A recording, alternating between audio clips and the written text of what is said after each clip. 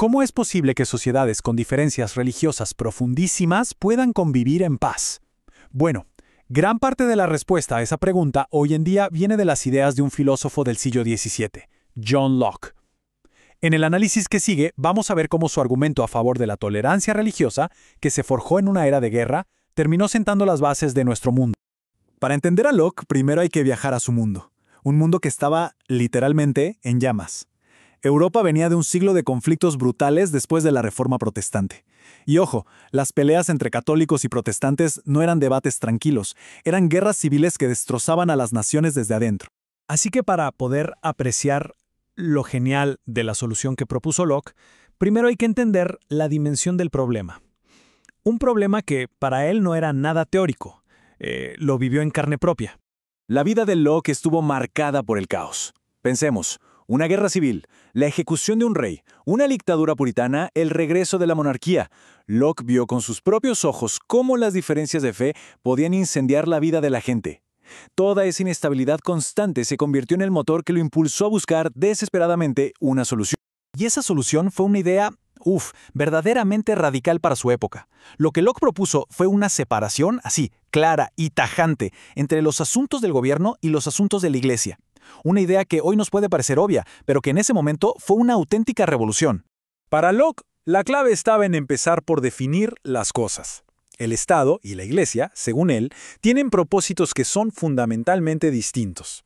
La chamba del Estado es proteger los bienes civiles, o sea, la vida, la libertad, la propiedad.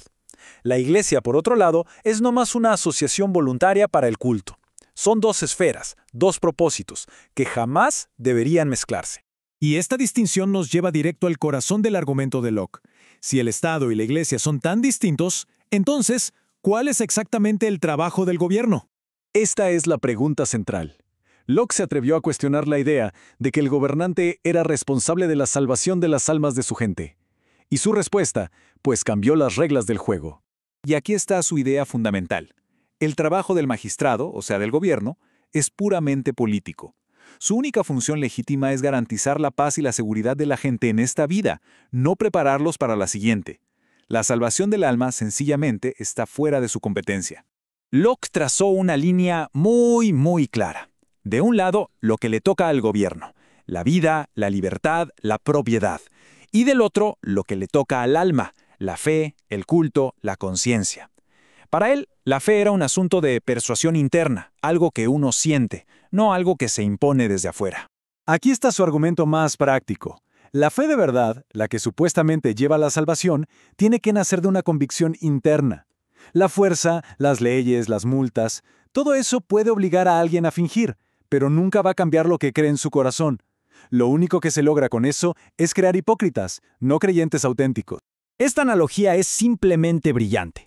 Conecta una idea filosófica bastante abstracta con el puro sentido común. O sea, si el gobierno no puede obligar a alguien a tomar decisiones sobre sus asuntos privados, terrenales, ¿con qué derecho podría forzarlo a tomar la decisión más importante de todas, la que tiene que ver con la vida eterna? Pero la historia no es tan sencilla. Aquí es donde la cosa se complica un poco. Porque la visión de tolerancia de Locke no era para todos. Tenía unas excepciones bastante impactantes, que no venían de la teología, sino de la cruda política de su tiempo. Y aquí es donde su argumento da un giro que sorprende. Locke excluyó así explícitamente a dos grupos: los ateos, porque creía que si negaban a Dios no se podía confiar en sus promesas, y los católicos. Esta cita sobre los católicos es fuertísima. Muestra la intensidad de su desconfianza. ¿Cómo es que un defensor de la tolerancia podía ser tan intolerante? Bueno, la respuesta no está en la religión, sino en la geopolítica. Y aquí está la clave. El problema de Locke no era tanto con la doctrina católica, era un tema de lealtad. En su siglo, él veía a los católicos como súbditos de un poder extranjero y enemigo, el Papa. Creía que su lealtad final no estaba con el rey de Inglaterra, sino con Roma, y eso los convertía en una amenaza política para la estabilidad del Estado. Pero, a pesar de estas contradicciones, las ideas centrales de Locke fueron mucho más allá de su época. Su pensamiento, de hace más de 300 años, se convirtió en la piedra angular de las sociedades occidentales modernas. En esencia, este es el modelo que Locke nos dejó, un plan de 3 pasos que resultó ser increíblemente poderoso. Primero, se separa a la Iglesia del Estado. Con eso, se protege la conciencia de cada individuo para que crea libremente.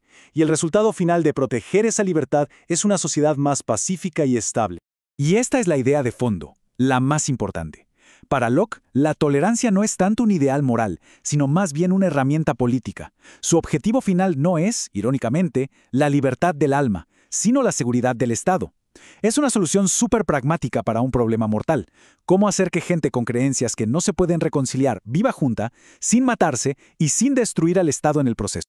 Y esto nos deja con una pregunta que es igual de relevante hoy que en los tiempos de Locke. Sus decepciones, basadas en la idea de una amenaza política, nos obligan a pensar, ¿dónde trazamos nosotros esa línea hoy? Es un dilema que cada generación tiene que volver a resolver.